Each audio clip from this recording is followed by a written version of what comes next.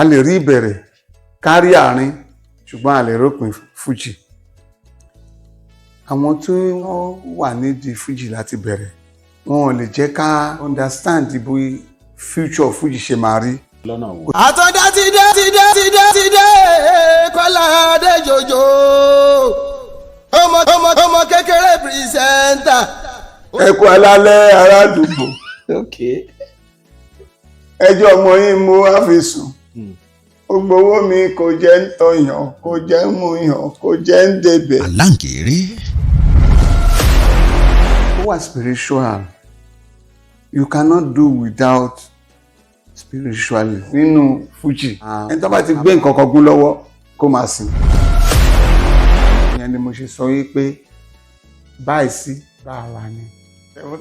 acceptance tó wà fún fújì ń sìn kò tó ti gbà yẹn. lọ́nà wo. mo ṣe. Àtàndá ti dé o Kasnati ti dé o pẹ̀lú ètò tí ẹ ti ń retí lọ́mọdé lágbà ẹ wá nǹkan fìdílé. ààrẹ ló wà ń tàn sí. ààrẹ kípa yẹn. kípa yẹn. ok kò ń ṣiṣẹ́ mọ́. ààrẹ kò ń ṣiṣẹ́ mọ́ àti bọ́ọ̀sì ṣiṣẹ́ ààrẹ ni kípa yẹn. èwo tún láàrin náà rọ fújì. ààrẹ ni. ààrẹ báwo. ẹgbà wa. ẹgbà wa ààrẹ kípa yẹn. nísìn wọ́n bá ti sọ nǹkan fún ẹ báyìí sí. ní ẹ bá wà. bá wà ni. ẹ kí nìyẹn ní í ṣe pẹ̀lú nǹkan tá à ń sọ sí. sórí track lẹ́sìn wá ṣá. orí track ni. ẹ ṣọ́ dáa.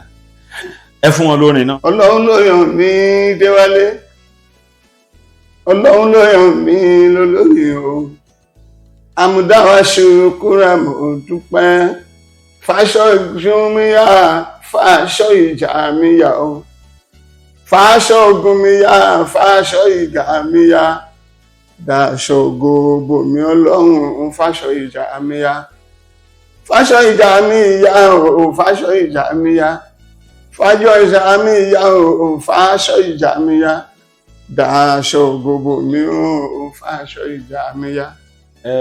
style tẹmú yìí fàṣọ ìjà míyà ó fẹ́ lọ bí islamic náà. no fuji. fídíò kan wà tẹ́ ṣe lọ́jọ́ tí Kẹ́mi Ramoni tí wọ́n ń ṣe event.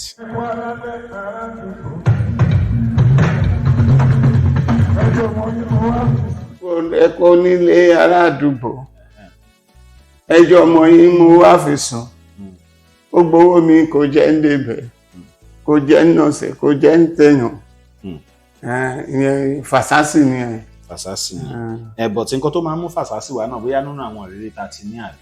ìrírí ni.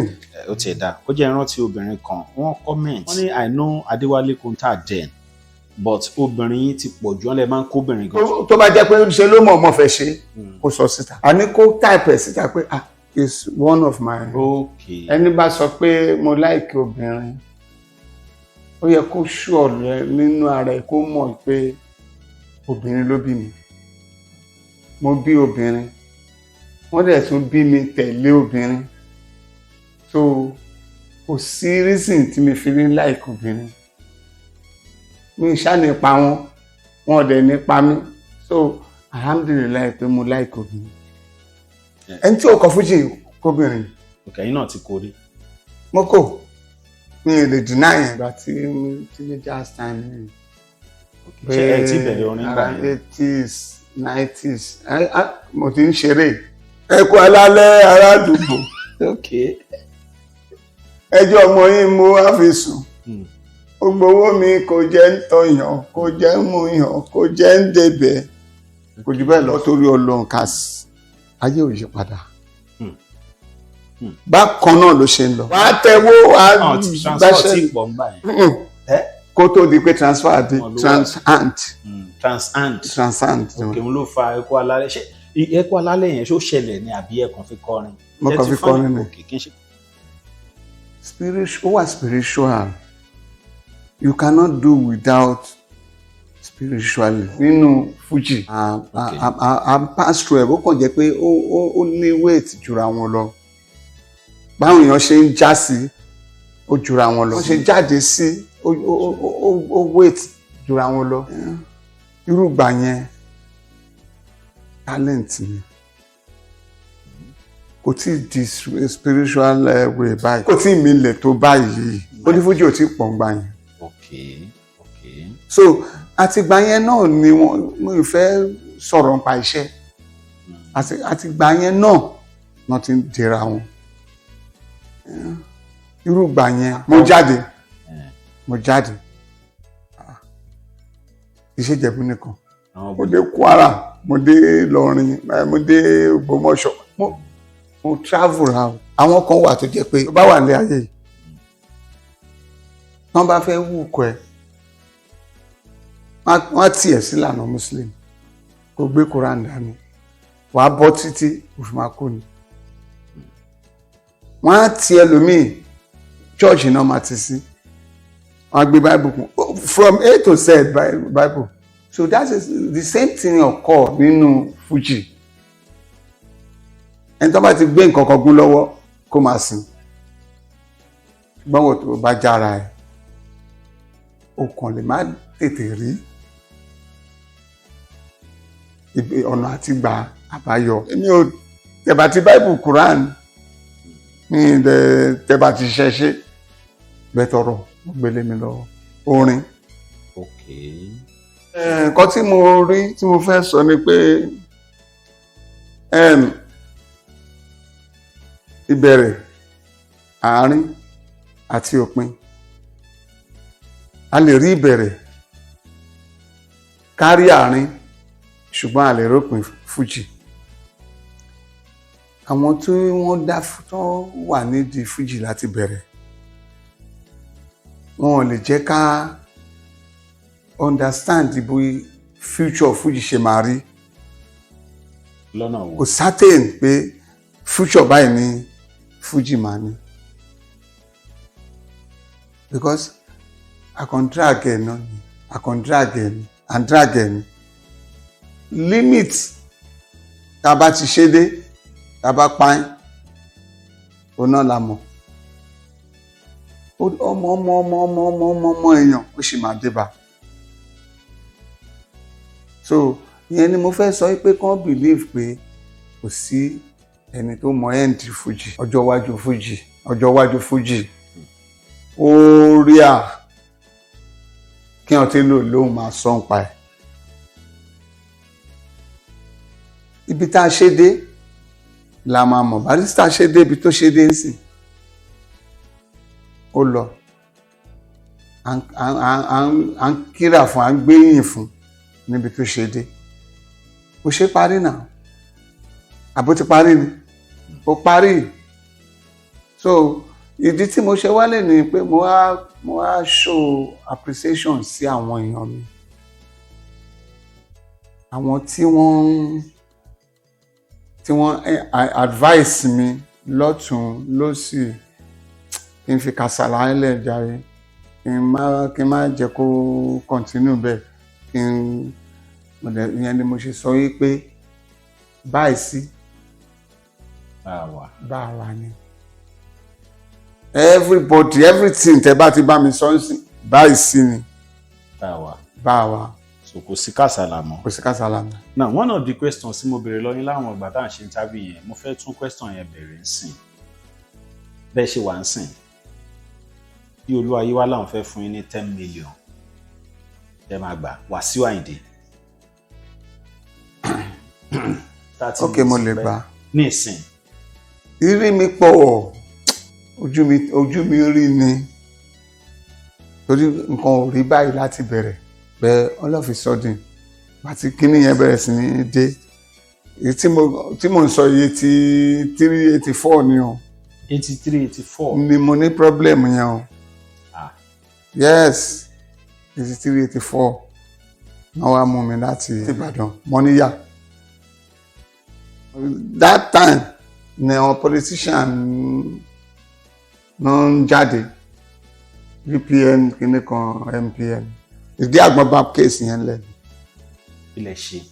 ní ṣe nǹkan kan wọ́n wá mú ọmọọṣẹ́ mi kan ìyẹn ó máa ń ambolin fún mi wọ́n wá mú àtàn lọ mú tán wọ́n bá ní ta ló ní káàdì business card ló implicate mi torí máa ń kó business card fáwọn bank boys ní dánìgbà yẹn òun ló fa problem mi rẹ̀ rẹ̀ try ẹ̀ mọ́ sí so wọ́n wá rí mẹ́rin lọ́wọ́ ẹ̀ wọ́n wá sọ pé ta ló ní káàdì ó lọ́gàá wọn wọ́n dẹ̀ mú full lane wọ́n náà rọ̀bù ilé epo kan ní mọ́níyà káṣáàtì aṣáfà fúnjọ́ bíi fọ́dún bíi mẹ́ta ọdún mẹ́ta la fi fa kẹ́sì. ìròyìn ayọ̀ rèé fún gbogbo ẹni tó wà ní London àtàgbègbè ẹ̀. Arahim Afro-Caribbean Cash and Carry, import and export of African foods, also help to pay school fee in UK for Nigeria with money transfer to UK and back to Nigeria. Arahim Afro-Caribbean Cash and Carry wà ní Graham Excess RM 139YS Up Minister Road, South Graham, London. gbogbo èyí tẹ́ wà ní London pátá ó yá ẹ nìṣó lọ́dọ̀ Arahim Afro-Caribbean Cash and Carry. ibẹ̀ gangan ìfọ̀kànbalẹ̀ wà. mo ní plane lọ́wọ́ gan-an gbà yẹn mo ní plane lọ́wọ́ gan-an gbogbo mọ́tò mi náà kó wá sí station ní mọ́níyà ó ṣáà mọ̀ ibi tí mọ́níyà wà nìbàdàn wọ́n ṣáà mú mi wọ́n ní èmi lọ̀gá ẹ̀ ká ṣáà máa pa ká má bọ́pọ̀ lọlé olóró firing squad náà fún mi firing squad náà fún bọ̀bọ̀ yẹn wọ́n discharge mi àná pẹ̀kẹ́ wọ́n discharge mi ń jọ yẹn gangan fi mí lẹ̀ wọ́n dẹ̀ gbé wọn lọ sí wọn lọ yìnbọn pa láìṣẹ̀ so àdúrún mọ́ ni òkè wọn bá lóun òkè ṣéyàn lè ríru yẹn kò mi mọ nǹkan tí mo lè sọ. 70s ni Fuji ti ń wá èdè náà acceptance tó wà fún Fuji nsìn kò tó ti gbà yẹn lọ́nà wo ò ṣe level tó fi ń gbé Fuji nsìn ni pé owó nígbà yẹn iṣẹ́ ni. iṣẹ́ ti bí tẹ̀ ń sọ tẹ́lẹ̀. no iṣẹ́ yẹn kọ́ music ẹ̀ tó bá ń perform ló máa music will be your pride but now owó ni pride olówó ló ń pàṣẹ. ẹ̀bọ̀ tasa 33 tẹ́lẹ̀ ní ìjù yẹn ṣé yẹn ni ó wá fa àwọn ìfàsẹ́yìn díẹ̀díẹ̀. àwọn gbọ́dọ̀ pẹ̀lú náà mo ta lé mo ta mọ́tò many things mo ta but gbogbo yẹn ò lè expose sí gbogbo wọn. téèyàn bá gbọ́ tẹnu ẹ̀ka á ló ń pàtó ni. ẹ̀dùn náà ṣé. torí èèyàn kan tó ṣe interview lọ́dọ̀ ẹ̀ tó ní obìnrin ẹ̀ ti pọ̀ jù ní. wọ́n máa ṣe ìranù káàkiri máa súnlé obìnrin kiri gbogbo ìgbésí ayé ẹ̀ òbò ló fi dó.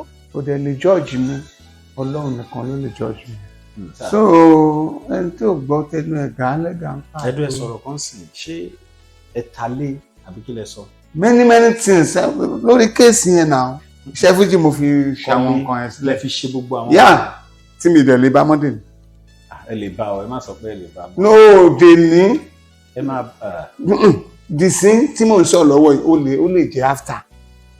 mo sì lè bá after but kì í ṣe kò mi lè bá sìn. let's be realistic. so automatically èmi tí mo rí nǹkan yẹn èmi ni mo mọ ntójú mi rí. ẹ̀yàn kan bá dẹ̀ wá sọ fún mi pé obìnrin ni aláwọ̀ àlámọ̀ n tó pamọ́ ojú ọlọ́run tó. ok now 83 yẹn 86 lẹ́lẹ́yanjú gbogbo ọ̀rọ̀ yẹn àbí. now ìgbà wo lẹ ṣe record gangan náà. mo ṣe record ní mo ti ń ṣe record tẹ́lẹ̀ tí wọ́n release ẹ̀ tí mo sọ bíi 5 ni mo ṣe tí wọ́n release ẹ̀ gone nìyẹn. record 5. yes ó mọ̀ pé má jẹ́ ká tún. ṣé kí àwọn ọ̀rọ̀ yẹn tó ṣẹlẹ̀ lẹ ti ṣe record. àkíṣù tó ṣẹlẹ̀ ní. record 5. mi wọ́n release ẹ̀ gbà tí ọmọ kẹ́yẹ́ yan máa ṣẹlẹ̀ tẹ̀léra wọn nígbà tí wọ́n ti so ìtọ́ máa release ni mo ní ọmọ ajé ló wá bá mi gbà yẹn wọ́n ní pé kí n wá release àwọn tí mọ̀ pé mo ní rẹ́kọ̀dù bẹ́ẹ̀ kí n máa release kí n wá wọ studio a week síra wọn náà release rẹ́kọ̀dù mi. ṣé rẹ́kọ̀dù kan péré náà release báyìí. rẹ́kọ̀dù kan péré làwọn yẹn ṣe o mo ṣe lọ gba lẹ́tà mo lọ sọ́dọ̀ ẹlòmíì ìyẹn ní kejì ìyẹn ní ṣéèkì ọ̀bọ̀nìdín tí wọ́n never you be Lagos week ní ti alágbádá motmoxin ni mo ṣe respect elders fún àti current suzy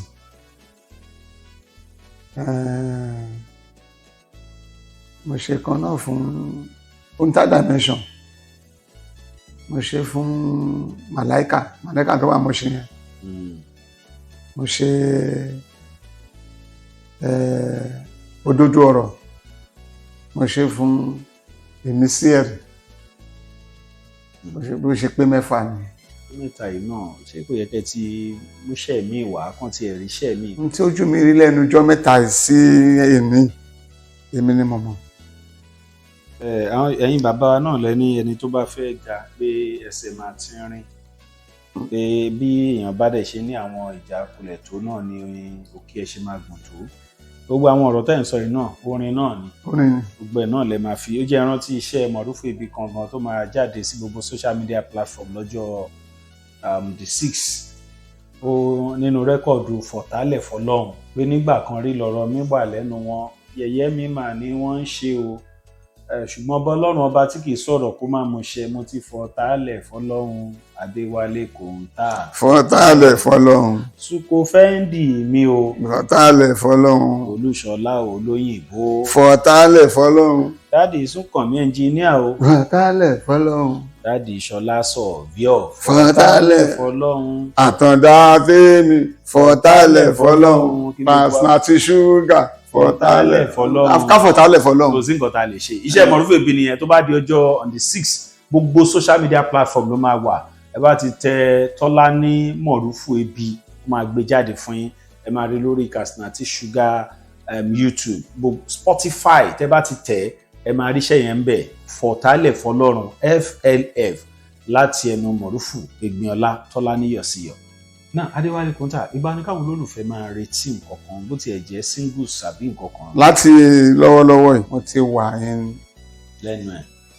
Preparation for it so obviously come I expect it very soon.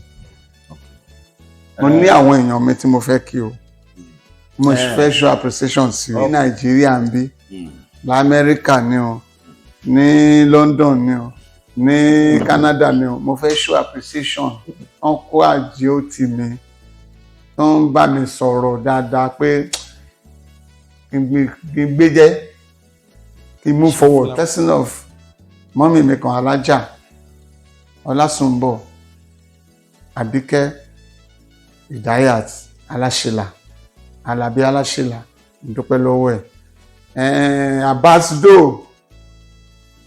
Abasido Alátọ̀tọ̀ mo dúpẹ́ lọ́wọ́ ẹ̀ Adéníyì mo dúpẹ́ gan MKO mo dúpẹ́ ẹ ṣé so Latif Adisa Latif for sure gbogbo yín gbogbo pátápátá ẹkú àdúró tí mi gbogbo Fullman mo dúpẹ́ ẹ ṣé gan ẹ má padà lẹ́yìn mi o èmi náà ní padà èmi ò ní ṣe ohun tó máa mú mi tẹ́lọ̀ yín o. ìbá ní káwọn olólùfẹ́ yín máa retí iṣẹ́ mi báyìí látọwọ́ Adéwálé Konta. gbogbo ẹ̀ ṣá December time agbára Ọlọ́run. So nínú àwọn ọ̀rọ̀ tá a sọ ń sìn business card ló ṣàkóbá fún yín lọ́dún 1983 tó fi jẹ́ kẹ́dẹ́n tó ta lé ta mọ́tò. Yes. Ọlọ́run adá ó tiẹ̀ ti dágbà padà torí tẹ̀mí bá wà lẹ́yìn lẹ ṣe ń leave edit tí gbogbo ẹ̀ ń fáyìn tẹ́kan ń ṣe bí small ẹ ṣe ń dẹ́yìn ṣá ẹ ṣe ń dẹ́yìn níta. mo ń fọ ẹyin jẹ pàápàá ẹyin abó ò tí ì rí. ẹ kú alálẹ́ ará àdúgbò ẹjọ́ ọmọ yín mo wà mí sàn gbowó mi kò jẹ́ ń débẹ̀ kò jẹ́ ń tọyàn kò jẹ́ ń múyàn sí sọ̀rọ̀. Oṣù September láti bọ́ sí i Ọlọ́run ní jẹ́ kí bàmíjẹ́ kó bà sílé wa. Àmín o. Adéwálé Konta ẹsẹ̀ rẹ̀ bá ní sọ̀rọ̀ ni. 080 333 20120 080 333 20120 one the prime. So èkejì ní 080 25 22 42 32 25 22 42 32. Kàsínàtì yéélélè babaláyé lọ sí gẹ̀gẹ̀ kẹlẹ́dì gbàǹgbà àtàgbà tọmọdé kájọ máa gbẹ̀tọ̀ yìí o.